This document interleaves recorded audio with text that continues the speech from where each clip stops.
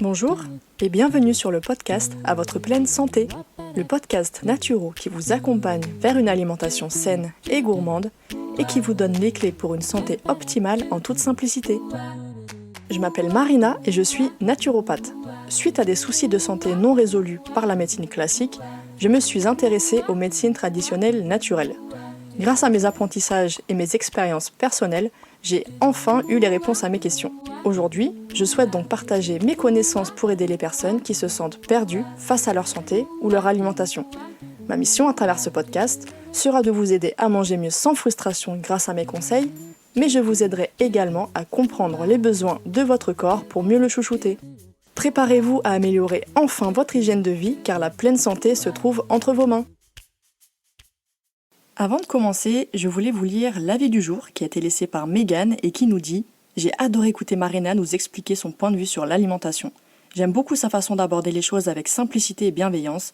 Bref, une bonne dose d'authenticité et ça fait un bien fou. » Alors merci infiniment Megan pour ce message qui me touche beaucoup.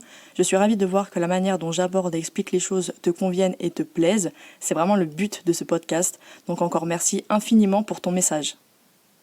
Dans ce troisième épisode, je voulais aborder un sujet très controversé concernant l'alimentation saine. C'est le fameux gluten qui fait beaucoup parler de lui ces dernières années. Vous êtes assez nombreux à être perdus ou à vous questionner sur le fait de savoir si le gluten est aussi diabolique qu'il en a l'air. Alors bon, mauvais, c'est ce que nous allons voir ensemble dans cet épisode. Je tiens tout de même à préciser qu'il est évident que les informations présentées ici ne concerneront pas les personnes atteintes de maladies cœliaques, car il s'agit d'un cas bien particulier à ne pas prendre à la légère. En effet, il s'agit d'une maladie auto-immune qui se localise au niveau de la paroi intestinale et qui provoque une intolérance au gluten traduite par des réactions immunitaires et inflammatoires après l'ingestion de gluten. Il ne faut pas non plus la confondre avec l'allergie au blé, qui, elle, provoque des réactions immédiates et de type allergique. Alors déjà, qu'est-ce que c'est que le gluten ? Le mot gluten vient du latin et signifie tout simplement la colle, car en effet, sa texture est assez visqueuse et collante. Le gluten est une protéine composée elle-même de deux fractions protéiques qui sont les prolamines, donc celles qui provoquent des troubles chez les personnes ayant la maladie cœliaque, et les glutélines. Ces prolamines portent un nom différent selon la céréale qui en contient. On retrouve la gliadine dans le blé le plus répandu, ou encore dans le grand épeautre, la sécaline dans le seigle, l'ordénine dans l'orge, et enfin l'avénine dans l'avoine.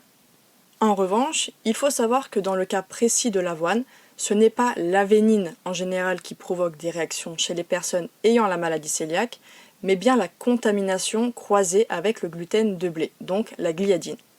Il faut savoir en effet que l'avoine est très souvent cultivée, transportée ou transformée au même endroit que le blé ou que les céréales contenant du gluten.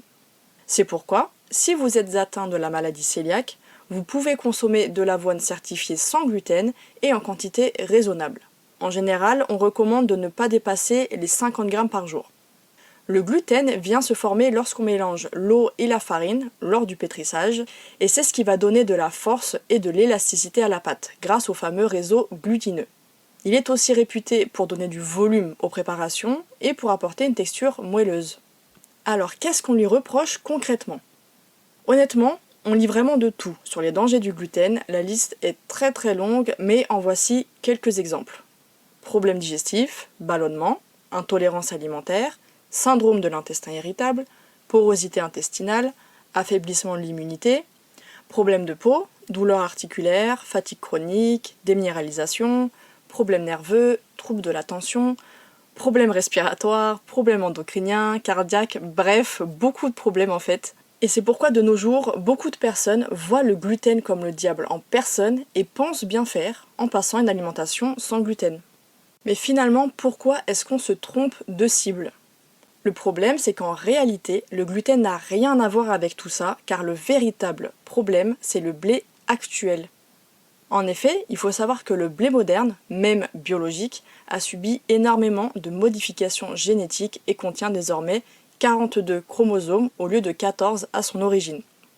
Il faut quand même que je vous précise que chez nous, êtres humains, le simple fait d'avoir un seul chromosome en trop provoque des handicaps, alors imaginez un blé qui passe de 14 à 42 chromosomes, les dégâts que ça peut provoquer. Il y avait beaucoup moins de gluten dans la première forme de blé cultivée par l'homme. Ce n'est qu'après qu'on l'a soumis à des hybridations et croisements génétiques pour améliorer le rendement et la texture des produits. Donc forcément, notre système digestif, lui, ne s'est pas adapté à cette mutation génétique. Notre système immunitaire, quant à lui, voit cette nouvelle molécule comme un danger et reste en alerte constamment, ce qui finit par l'épuiser ou le dérégler. On se retrouve donc avec une inflammation chronique, une altération des parois intestinales et forcément tous les désagréments qui vont avec. À cela vient se rajouter une surconsommation des produits céréaliers et de blé moderne en général, qui vont provoquer diverses maladies comme l'obésité, le diabète, des problèmes cardiovasculaires, etc. Mais comme toujours, c'est la quantité et la qualité qui seront en cause et non l'aliment à son origine. Les céréales complètes non transgéniques, suffisamment trempées, germées ou prédigérées grâce à du levain par exemple, sont source de protéines, de fibres qui favorisent la satiété. Elles sont également riches en antioxydants, en vitamine E, ainsi que celles du groupe B, et aussi en divers minéraux. Donc non, il n'est absolument pas nécessaire et obligatoire d'éradiquer les céréales pour être en bonne santé. La question qu'on peut se poser finalement, c'est de savoir si les variétés anciennes de blé sont-elles vraiment meilleures pour notre santé. Pour répondre à cette question et pour vous apporter une réponse objective, rien de mieux que les bonnes études scientifiques. J'ai justement lu une étude très récente, datant de décembre 2019, sur les différentes réponses physiologiques entre les blés anciens et les blés modernes. Alors d'après cette étude, la teneur en polyphénol, qui sont des antioxydants, est plus élevée chez les variétés de blé anciens, en plus d'avoir une meilleure teneur en minéraux. En effet, ils expliquent que les blés anciens ont toujours montré des avantages en termes d'activité anti-inflammatoire et antioxydante, comme nous venons de le voir. Les chercheurs rajoutent également que les céréales modernes, lorsqu'elles ont été testées cliniquement, ont clairement montré des activités pro-inflammatoires et pro-oxydantes, même si, d'un point de vue moléculaire, ils ne savent pas encore à quoi sont dus ces effets négatifs. Selon eux, le fait de continuer à affirmer que, d'un point de vue nutritionnel, les blés modernes et les blés anciens sont tous les mêmes, ça reviendrait à ignorer délibérément toutes les études cliniques qui ont été menées jusqu'à présent. Je vais vous partager donc la conclusion de cette fameuse étude.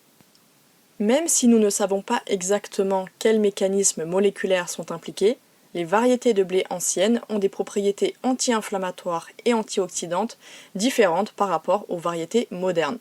Il est donc raisonnable de supposer que les propriétés sanitaires attribuées aux variétés plus anciennes pourraient être liées à des composants du blé qui jouent un rôle positif dans la modulation de l'inflammation et ou de la perméabilité intestinale. Une autre étude de 2018 vient montrer l'avancée dans l'évaluation des effets positifs attribués aux variétés anciennes. Il faut savoir que les céréales anciennes, notamment l'engrain qui est plus connu sous le nom de petit épeautre, possèdent un gluten moins toxique et plus digeste. En effet, dans une étude de mai 2020, les résultats ont montré que la digestibilité de l'engrain était plus marquée que celle du blé moderne, ce qui présente une moindre toxicité pour les patients atteints de la maladie cœliaque. Dans un travail datant de 2017, des études ont été revues sur le blé Kamut Khorasan, qui est une variété spécifique et ancienne de grains, et elles ont mis en évidence différents aspects qui soutiennent ses bénéfices. Ils expliquent même que cette revue fournit des preuves supplémentaires en faveur de la consommation de céréales anciennes. Une autre étude de 2019 a montré le lien entre une consommation de blé ancien Khorasan Kamut et une diminution très importante de la masse grasse, de l'insuline et une augmentation significative du DHA. Cette étude vient prouver qu'une alimentation contenant des produits à base de blé Kamut Khorasan peut réduire certains marqueurs associés au développement du diabète de type 2 par rapport à un régime à base de blé moderne. Vous pourrez retrouver évidemment les liens de ces études directement sur la page de mon blog consacré à cet épisode, dans le lien qui se trouve en description.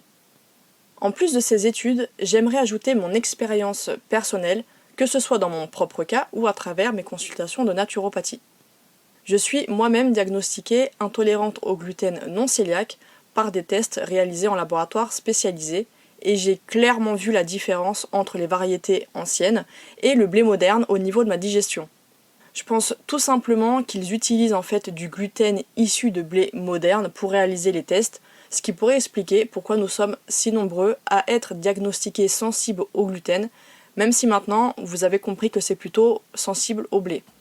En effet, les mêmes tests montraient une absence d'intolérance au seigle, à l'épeautre et à l'avoine, qui pourtant contiennent du gluten, et montraient une intolérance à l'orge, qui lui aussi a subi beaucoup de transformations génétiques au cours des dernières années. Toutes les personnes que je connais ou que j'ai pu avoir en consultation et qui présentaient exactement les mêmes résultats au niveau des céréales, malgré que le laboratoire était différent, ont aussi vu une grosse différence digestive, sans pour autant passer à un régime sans gluten strict. Par contre, aujourd'hui, j'ai constaté par expérience et aussi grâce à des études scientifiques que pour les personnes atteintes de la maladie de Crohn, il faudra être vigilant même avec les variétés anciennes, car elles peuvent provoquer des crises. Il vaut mieux donc les éviter tant que la maladie sera encore présente. Alors maintenant, nous allons voir quels peuvent être les effets néfastes d'un régime sans gluten. La première erreur va être de se tourner vers des alternatives industrielles sans gluten. Les produits sans gluten que vous allez retrouver dans le commerce, je vous le dis, la composition, elle n'est vraiment pas top du tout. Dans la liste des ingrédients, même bio encore une fois, vous allez retrouver en général de la farine de riz blanc, de l'amidon, de maïs la plupart du temps, et encore des sirops, des sucres ou encore des huiles raffinées, voire même hydrogénées. À savoir que les premiers ingrédients que vous allez retrouver dans votre liste sont ceux qui sont le plus présents dans le produit parce qu'ils sont classés par proportion. Mais quel est le problème avec ces ingrédients, me direz-vous ? Commençons avec mon préféré, celui que je vois partout et qui m'hérisse les poils, le maïs. Alors oui, même si le blé a subi bien plus de croisements génétiques que le maïs, cela n'empêche pas que c'est une céréale qui n'a rien à voir avec le maïs d'origine. Je ne vais pas revenir sur les modifications génétiques du maïs parce que je pense que désormais vous avez bien compris l'impact que peut avoir la mutation d'une céréale sur la santé. Donc que ce soit sous forme de fécule, de farine, de pâte, etc., le maïs présente des propriétés pro-inflammatoires au niveau du système digestif et c'est aussi une des raisons pour lesquelles les personnes qui font un test d'intolérance alimentaire sérieux se retrouvent avec une intolérance au blé et à l'orge, comme nous l'avons vu, mais également au maïs, et oui. Ensuite vient le problème des amidons ou des fécules, car leur index glycémique est extrêmement élevé, entre 85 et 95 environ, ce qui provoquera des pics d'insuline à répétition et donc impactera fortement sur votre santé. Le problème est similaire pour la farine de riz, qui a un index glycémique qui varie entre 75 pour la farine complète et 95 pour la farine de riz blanche. La farine de maïs, quant à elle, possède un index glycémique de 70, donc ce qui reste élevé, et je ne parle pas des sucres et sirops transformés qui, eux, vont aussi entre 100 et 115, alors là, c'est l'apothéose.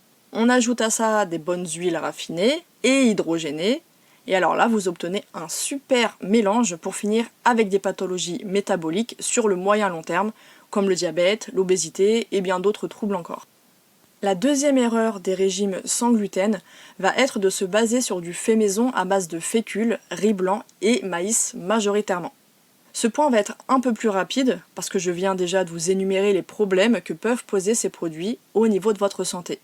Alors certes, en faisant vous-même vos préparations, vous éviterez les sirops, les additifs, les huiles transformées, mais votre glycémie et votre santé digestive en prendront quand même un sacré coup. Parce que oui, se focaliser sur les fécules, le maïs et le riz pourra favoriser l'installation d'une constipation chronique par manque de fibres, une inflammation et des désordres digestifs à cause du maïs et des carences nutritionnelles par manque de micronutriments dans ces céréales. C'est pourquoi il vaut mieux privilégier des céréales intéressantes au niveau nutritionnel, comme le sarrasin, le sorgho, le quinoa, le millet, l'avoine, etc. Le riz, quant à lui, devra être consommé avec parcimonie si vous êtes déjà prédisposé à la constipation et si possible sous forme semi-complet ou complet. Voilà donc ce que je vous conseille si vous ne souffrez ni de maladie cœliaque ni de maladie de Crohn. Incorporez dans votre alimentation des variétés anciennes de blé qui sont une très bonne source de minéraux et de protéines complètes, comme le kamut ou le petit épeautre qui contiennent l'ensemble des acides aminés. mais qui ont également des propriétés anti-inflammatoires et antioxydantes. Je vous conseille aussi de varier avec des céréales sans gluten ou des pseudo-céréales, comme celles que je viens de vous citer juste avant. Par contre, si vous souffrez de l'une de ces deux maladies, alors concentrez-vous sur les céréales sans gluten mentionnées. La condition pour que vos céréales soient intéressantes pour votre santé, c'est le trempage suffisant, au minimum une nuit, quelle que soit la céréale, afin de les rendre digestes et de favoriser l'assimilation des nutriments qu'elles contiennent. Si vous les faites pré-germer, cela décuplera encore plus leurs bienfaits. Et concernant les pains, privilégiez toujours des pains au levain qui augmentent le profil nutritionnel et améliorent la digestibilité des céréales, notamment les céréales complètes, par un phénomène de prédigestion par les bactéries présentes dans ce dernier. Pour résumer ce que nous venons de voir dans cet épisode, le gluten est une protéine présente dans certaines céréales qui peut être toxique pour les personnes souffrant de la maladie cœliaque, une maladie auto-immune de l'intestin.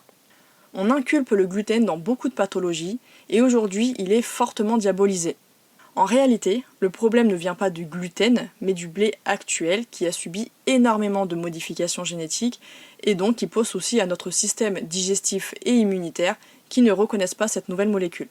Cela vient provoquer différents troubles de la santé qui peuvent être plus ou moins sérieux. En ce qui concerne les anciennes variétés de blé, plusieurs études récentes ont prouvé leurs nombreux bienfaits sur la santé et leurs avantages comparés au blé moderne. Par contre, adopter un régime sans gluten peut avoir des effets très néfastes sur la santé si la majorité des produits consommés contiennent des fécules et farines de maïs ou de riz, du sucre, des sirops et des huiles transformées. Il faudra donc veiller à consommer de manière raisonnable des céréales de qualité, non raffinées et suffisamment trempées pour éviter des conséquences négatives sur votre santé. Sachez que vous pourrez retrouver du pain aux variétés anciennes de blé dans la boulangerie de votre magasin bio ou encore chez certains artisans boulangers. Pensez tout simplement à demander au vôtre s'il en propose. Et pour les personnes qui aiment faire leur pain maison, vous retrouverez ces farines en magasin bio encore une fois ou encore en rayon bio de certaines grandes surfaces et enfin sur certains sites internet spécialisés. Idem pour les pâtes de petit épeautre et d'épeautre qui commencent à bien se commercialiser. Concernant le sétan, qui est une protéine végétale utilisée par beaucoup de végétariens et végétaliens, il faut savoir qu'il est composé majoritairement de gluten de blé moderne qui vient se déposer sur les parois intestinales à cause de sa texture visqueuse et collante. Cela va donc causer des problèmes sur votre santé digestive, c'est pourquoi je vous déconseille fortement de consommer cet aliment régulièrement. Alors je ne vous dis pas qu'il faudra supprimer définitivement de votre alimentation les produits contenant du blé moderne, de l'orge ou du maïs, mais plutôt de consommer au quotidien et avec parcimonie des céréales anciennes, de qualité et bio. Puis de manière occasionnelle, que ce soit au cinéma avec les fameux pop-corn que personnellement j'aime énormément, ou lors d'un restaurant entre amis, je vous invite vraiment à profiter du moment présent sans vous préoccuper de savoir si c'est modifié génétiquement ou non, mais seulement si votre santé digestive actuelle vous le permet, bien évidemment. Tout réside dans l'alimentation que vous allez adopter au quotidien, donc 80% du temps, et c'est pas l'écart, si je puis dire ainsi, que vous allez faire sur un repas par semaine ou par mois qui nuira à votre santé. On revient toujours à ce fameux critère de l'alimentation saine qui ne doit pas être une source de frustration ni d'isolation sociale. Merci infiniment de m'avoir écouté jusqu'au bout et j'espère que cet épisode vous aura plu. Si c'est le cas, n'hésitez pas à me laisser une note et à me donner votre avis en commentaire pour que je puisse le lire lors d'un prochain épisode. Et surtout, n'oubliez pas de vous abonner. Je vous donne rendez-vous chaque mardi pour améliorer votre hygiène de vie grâce au podcast à votre pleine santé. Retrouvez quotidiennement mes conseils et astuces sur Instagram, sur le compte Ma Vie Saine et Moi, mais aussi sur Facebook et sur le blog de mon site web maviesaineetmoi.com. À très vite et prenez soin de vous.